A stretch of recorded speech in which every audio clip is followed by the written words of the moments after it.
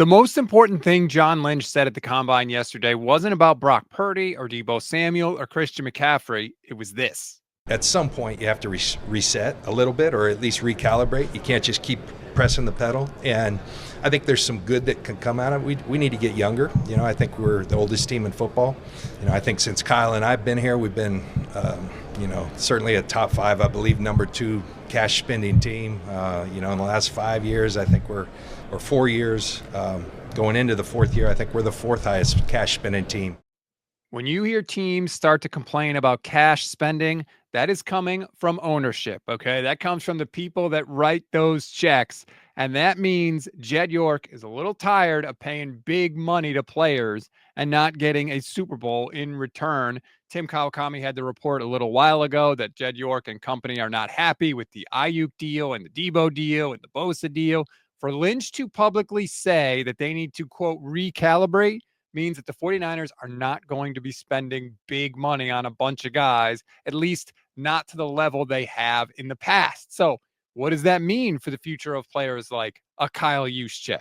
He's making a lot of money. In fact, the most money for a fullback in the entire league. The 49ers could cut him and save $3 million. And just keep in mind, Kyle Juszczyk was off the field last year for 50% of the snaps. Is Jed York going to be cool to pay that much money to a guy that is literally not in the game half the time?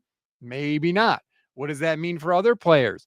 We know about Dre Greenlaw and Talanoa Hufanga being free agents. I'm sure the Niners are not going to get into a bidding war for their services. Sure, they'd love to have them back, but when they talk about needing to recalibrate the spending and needing to get younger, quote unquote, younger is owner speak for cheaper, okay? The league is literally set up so that you don't pay the younger players anything. They have a rookie wage scale in place that caps salaries for those guys on their first 4 years. And remember, most NFL careers don't last that long.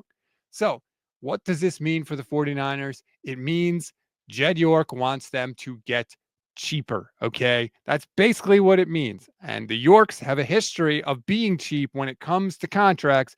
Jed seemed to buck that trend for a little while to try and compete for a Super Bowl, but now it seems he may not be as willing to write the checks, and that's going to put a lot more stress on the 49ers. What it means is you have to crush your draft classes. You have to nail it, right? You need to get the kind of production from your draft class that the 49ers got last year, right?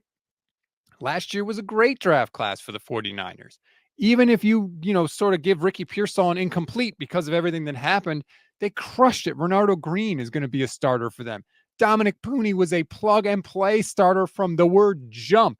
Malik Mustafa in the 4th round looks like at least a solid contributor for them.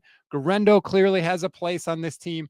You can't do any better than the 49ers did in their draft last year. And they're going to need to stack a couple of those classes because I think the premier talent on this team is going to have to come from the draft, not from big contracts in free agency. Don't expect a Javon Hargrave type signing this year or anything like that. Jed York has put the word out through John Lynch. This recalibration means the draft is more important than ever, and the Niners should have about 10 picks this year. We'll see how it goes.